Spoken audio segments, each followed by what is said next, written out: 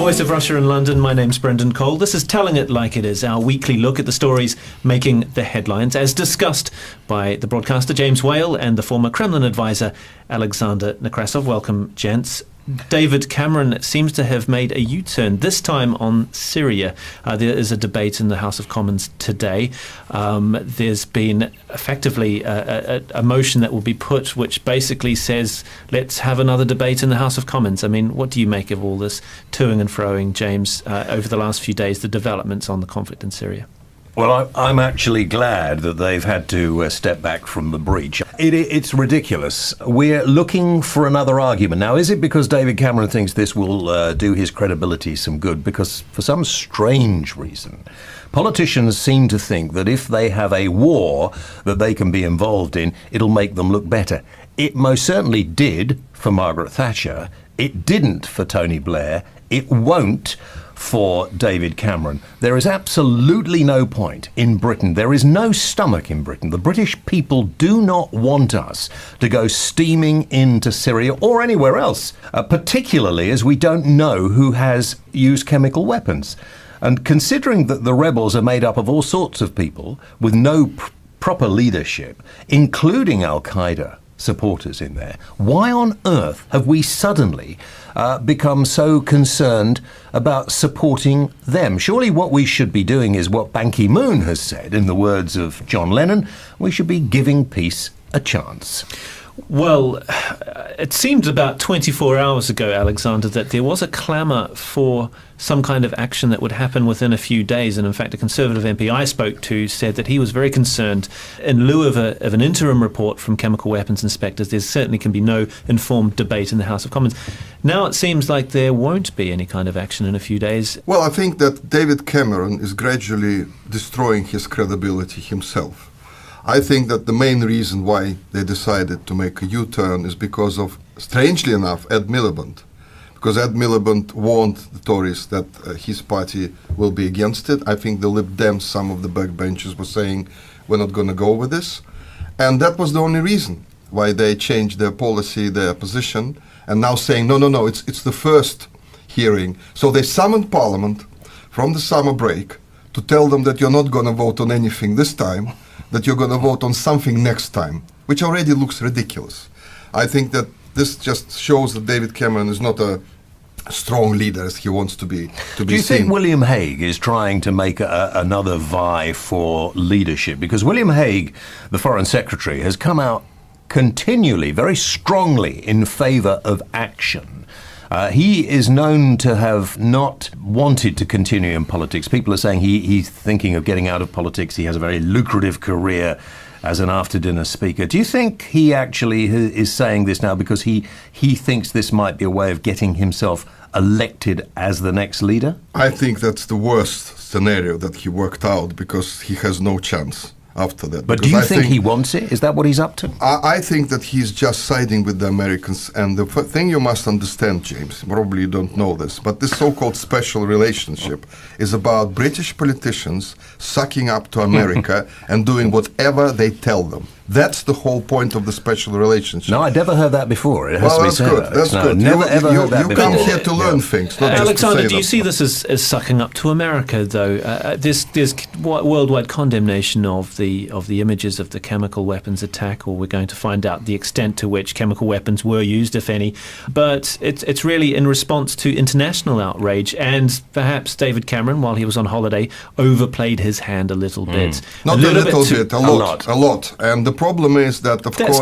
That's different to following America's lead. The problem is that there is Iraq. The shadow of Iraq is everywhere. And after Iraq, and Libya as well, there is a problem with saying exactly the same things as they said about Iraq and Libya. We are going to protect innocent civilians, they said. They can't do that. And they were whacking them left, right and center. But listen, don't you think Obama looked really sheepish yesterday when he was giving the memorial talk about Martin Luther King? And he was pressed on this, and he didn't look very happy. He didn't look as if he was in control of really what he wants to do. Well, I don't think Obama decides on that matter, to be honest with you. I think there are other people, in the shadow, and also his new advisors who are all hawks. They're telling him, let's do that, and so on. I think, there are several things we need to point out here. First of all, America is not a country to tell others about chemical weapons. During Well, the Vietnam War, let me finish. Vietnam War, they poured about 76 million liters of toxic agents, including Agent Orange, over Vietnam, over vast territories. We had about 400,000 dead, 500,000 children born with defects, right? But that's why they should They be are talking the about ones it. who supplied Saddam Hussein with chemical weapons he used against Iran and against his own people. Now, it's very hard to listen to American propaganda, and it's propaganda basically, saying that how dare somebody used chemical weapons against somebody there. And the last point I would like to make is that recent developments have shown that strange sort of happenings were going on between Turkey, on the border to Turkey and Syria, because there was a group of terrorists caught there with chemical weapons going into Syria. Okay, well, we can certainly agree that there's mixed messages coming from Barack Obama, but a more categorical message from the American president came yesterday during the celebrations of this famous speech of Martin Luther King, the 50th anniversary of the March for Civil Rights.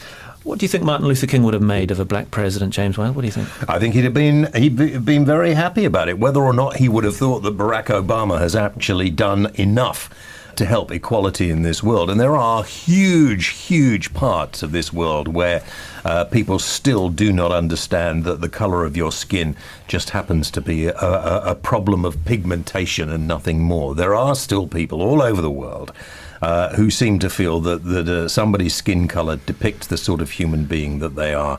I think America have made great strides in the right direction, but I think there's still quite a lot of bigotry there. You sound like Bill Clinton, you know? Honestly, nothing you wrong with sound being like Bill Clinton, is there? Now, let me tell you something about this speech. This speech was relevant then, in 1963. There was blatant racism, there was inequality, and so on. Now we had a situation, 50 years later, when the American president, the first black American president, was standing there in front of the crowds and saying that no, we have to continue struggling for equality. Now that's the big mistake and the big question about Obama. Is he the president of the black people of America, or is he the president of all Americans? Because I really have my doubts about that with this Trayvon Martin incident. Okay, just to explain, he was the man that was shot dead. Shot by George Zimmerman, and he was found not guilty. Yes, and then he came out 5 days after the verdict. Wow. The big issue was that President Obama should have come out and said, "Look, we are all Americans. The court of law has made its decision." What I'm saying here is that Obama actually inflamed the situation even further. He is the president of the all American people, not just of the black people.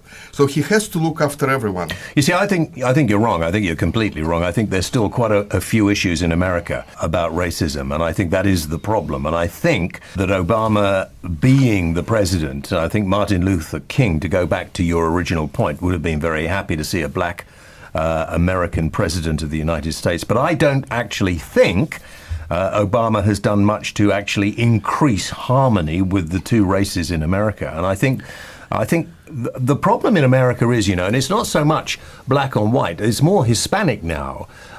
There are people who live their lives in their own sort of ethnicities and refuse to amalgamate. And I think if the world is going to become a more peaceful and better place, people of different races have got to realize that nationalism is not the way forward. We're confusing things here. But what James is missing, like all liberals do, is that racism... I've never been called a liberal before. I like that. That's quite nice. Liberal, yes, I quite like that. That's good. That's a small L, maybe. And the point here is this. At the present age, racism is a two-way street, unfortunately. It is not, you see, we have to stop saying, oh, this group is only attacked and so on. It's a two-way street, and that's where President Obama had to be very careful every time he came out and said something inflammatory. And that's his problem. And his biggest problem is that when he said, yes, we can, the black population of America expected him to do something about it, especially as he hinted that he's going to help young black Americans find a job, education. He didn't do anything. It's very difficult in America, as it is everywhere else, to find young people jobs anyway. Well, but the point is that he's not known for his active measures.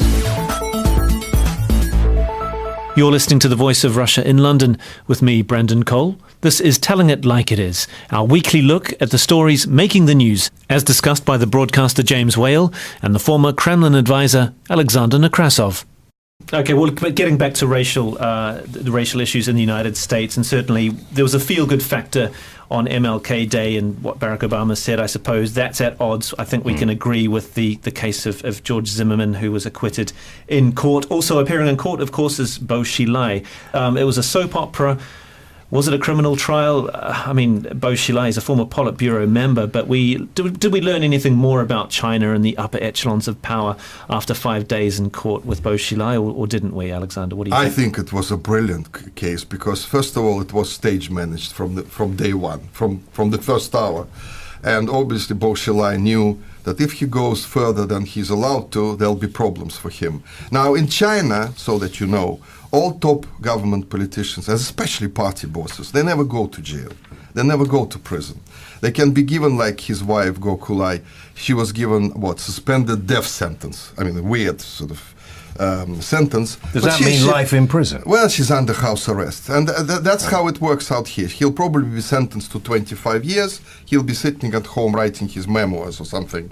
But the point here, which is interesting, is that when a communist country starts changing and moves to a free market economy, corruption is always there because it's easy, it's accessible, and especially people in great power, positions of power, they amass vast fortunes. Now, Russia went through this under President Yeltsin, and I know that very well. I've met those people. And this was a chaotic situation. The economy was politicized, so many people made a lot of money. But so going back to the question, on the boat trial, though, there was a British strand to this. Bo's wife, Gu Kailai, was given a life sentence for murdering Neil Haywood, who was a British businessman. Yeah, and I think one of the reasons why this has come to trial and why it's being done like this is because of the British perspective, and they want to be seen to do something.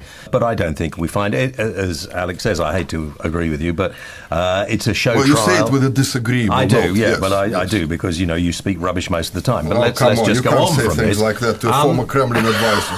Come on. I think that's exactly why I can say it to you. But I think we learn nothing, except that there's not been that much change in China, and that you're wearing a shirt made in China. Come on, it's a huge change. A watch and so on. No, come on. China makes everything for you. Have you finished? Is this case an existential threat to the Chinese political system? Hardly, though, as it seems. It's not. It's a bit of theatre. That's all it is. It's a bit of theatre, and we don't learn anything. I think he played it well.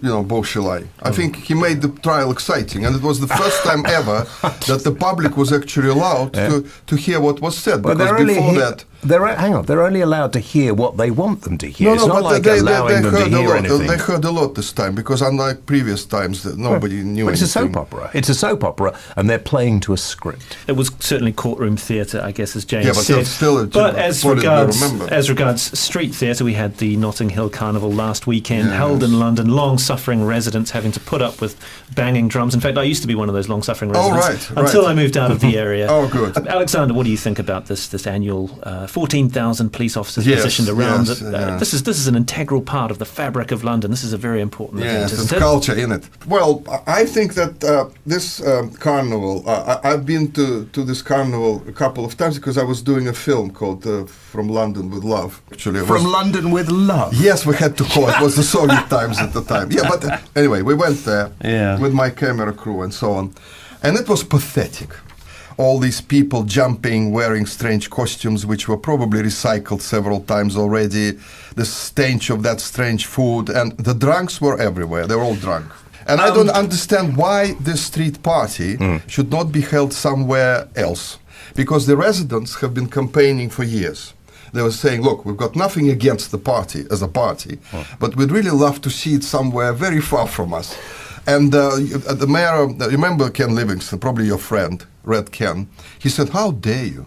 You're racist. This is a wonderful cultural moment for London. This is the biggest street party in Europe. And every time, these street parties would end in fights. But this year, 14,000 cops. That's like the Olympics. Well, roughly. Okay, now can I put some sense to this? First of all, the floats and the music are great. All right, Great. I like that sort of music. If you have no soul, you have no soul. Oh, I see. Shut up for a bit, and I'll talk. The food, the smell of I love Caribbean food, spicy food. Give me as much spicy food as I can get hold of. It's great, but there are problems. There are problems because if I lived in Notting Hill, which is an area of very small, narrow little streets, I don't want people urinating and defecating in my front garden. Which Why is not? what happened. It's good for the community, but it needs to be moved across the road and into Hyde Park, and that's where it needs to go. It can start in Notting Hill by all means. It needs to go, in my opinion, and I think the opinion of quite a lot of people who live down there. You know what you said now is that it mirrors the article on our website about celebs being the fifth column of government propaganda, because that's what people don't understand. That celebs generally, and James is a celeb, or at least he says it on his book. He says a lifetime of nighttime, almost a celebrity you call yourself here. And basically what I find remarkable is that how people like James and others, they peddle the government line all the time. All celebrities, if you listen to them, what they say, what they do, Give me an always example. politically Give me an correct. example.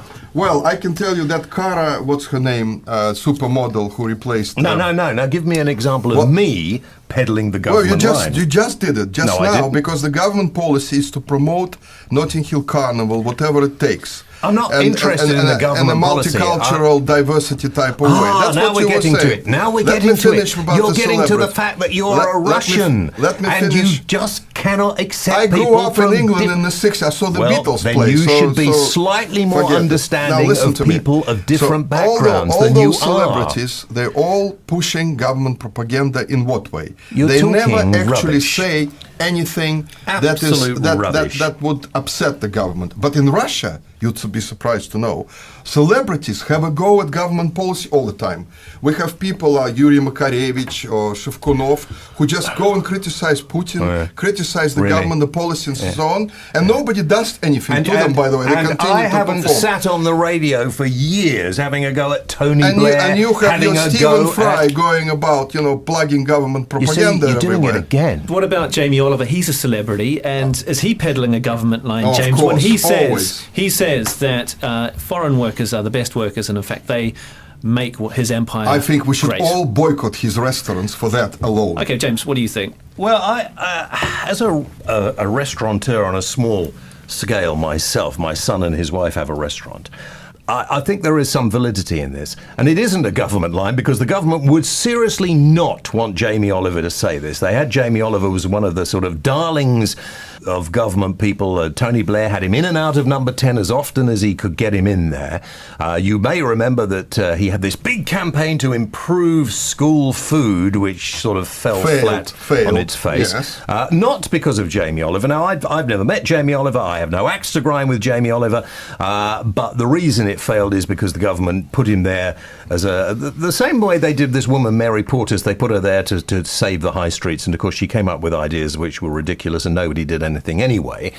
I think he has a point. I think there is a point in this country where we don't look upon the service industry as an industry that has any validity. And if you have children, you want them to be doctors, accountants, politicians. So what's bad about that? Nothing's bad about it at all. But you don't look down your nose on somebody who wants to be a chef, somebody who wants to be a waiter, somebody who wants to work in the service industry. There should not be so much pomposity and so much snobbery as there is in this country. And in the service industry in France, it's actually considered a very good job to be a waiter, and people choose that as a career. No, Alexander, excuse me.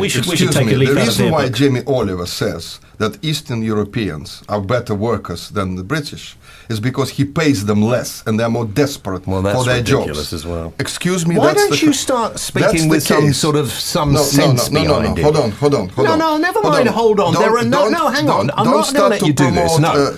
Jamie Oliver, because he has said things which have nothing to do with reality. Forget nothing Jamie at all. Oliver for a moment and just listen to the No, we're reality. talking In this about him in country, this case. you cannot pay less than the legal minimum wage. Can. No, you can't. And they get most of their wages from tips as well. How big is the black market in Britain? 80 billion turnover every Anybody year. who is found doing that, and I can assure you Jamie Oliver won't be doing it, nor will anybody else who has a business that is out on the high street. Freak. just like you, because he is saying things that he knows will appeal to the politically correct brigade. Do you know, I'm Just now what he beginning was to saying- realise why you've been thrown out of Russia and stuck over Thrown here. out- I was never You know, thrown out they of won't Russia. let him back. And I must tell Can you you blame something. them? I must tell you something, that when he went to the Buckingham Palace to collect an OBE or something, I don't know why they gave it to him, he was dressed as a vagrant. Right? When he went to Really? see... What do you mean? He's Well, he talking was wearing rubbish. running shoes, Look, he was no when- tie and everything. when you When are he in went- the when he wrong- went to see when- Tony Blair, he wore a tie, you know, everything proper and so on, and was sitting there looking at him as if it was some idol.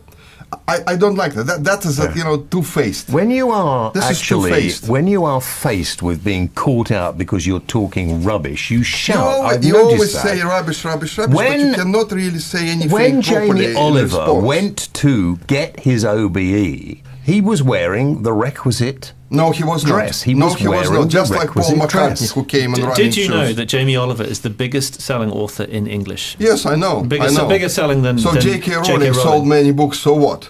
Jamie Oliver, I mean, I like his books. I think the food You he like makes his books? is Okay. delicious. I like but his people, pasta. Well, yeah, but people who think where the food is less delicious is hospitals. Apparently, hospital food in the UK is worse than prison food. Should we be concerned about this, James? Yeah, we should be very embarrassed about this, and I don't know what we do about it. I don't know why on earth people in prison are fed such good food. There are They sometimes, deserve it. sometimes I think bread and water and a good thrashing would probably improve the prison population of this country.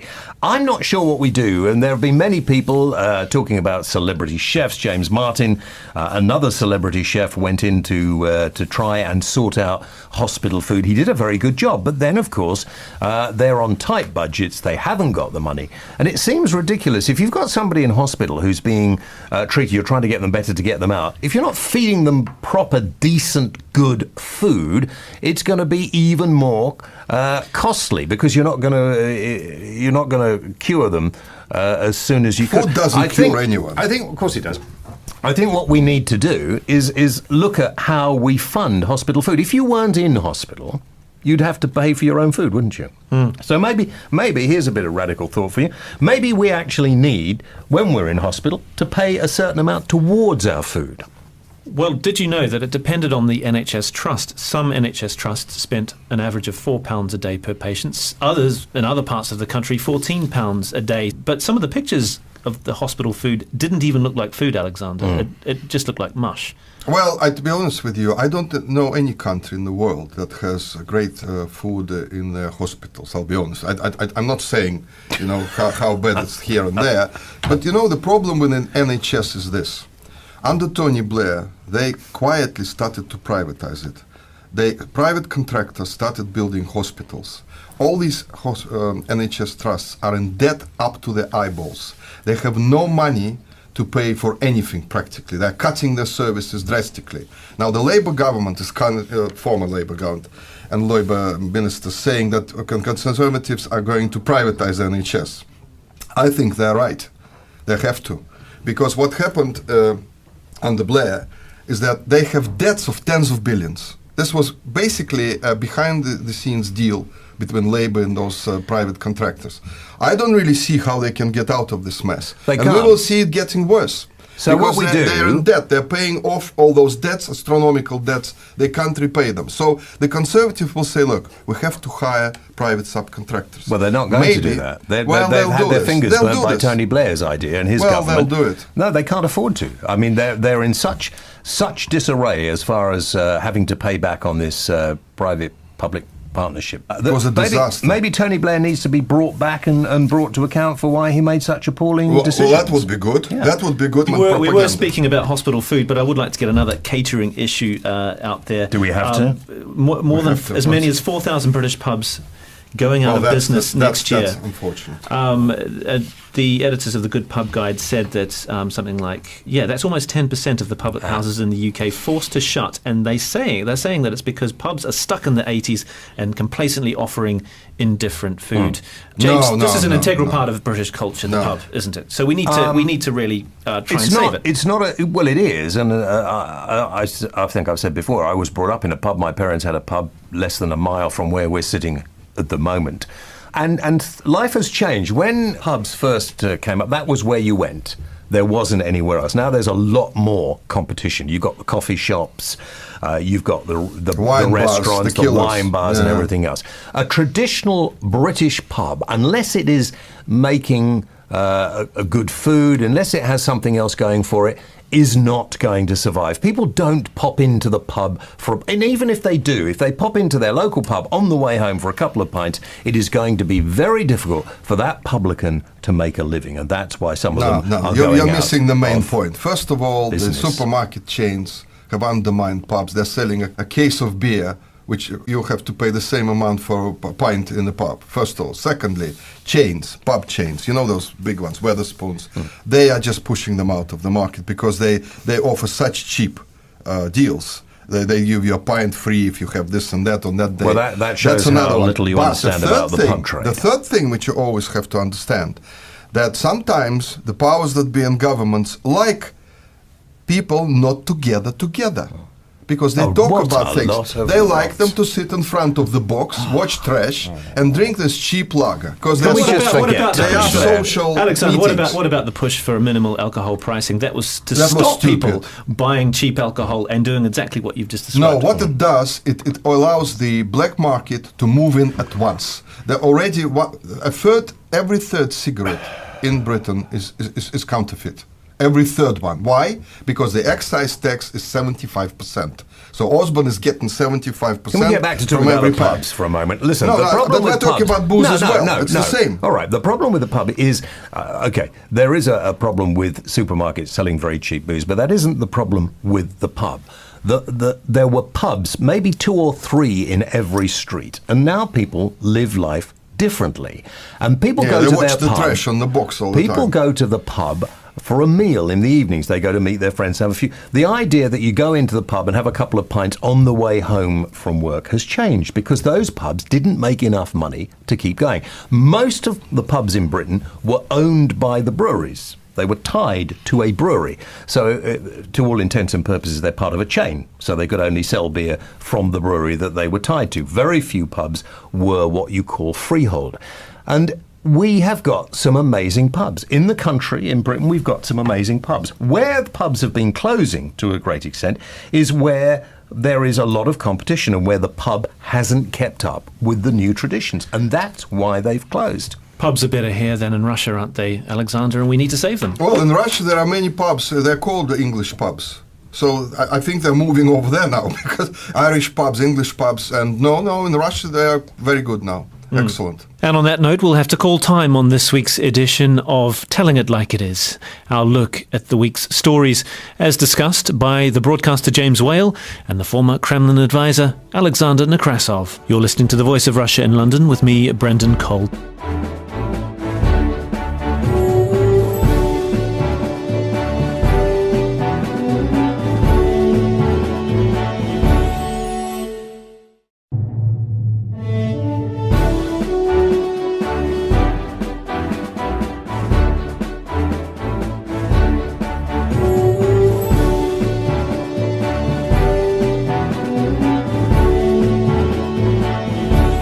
Voice of Russia in London. My name's Brendan Cole. This is Telling It Like It Is, our weekly look at the stories making the headlines, as discussed by the broadcaster James Whale and the former Kremlin advisor Alexander Nekrassov. Welcome, gents.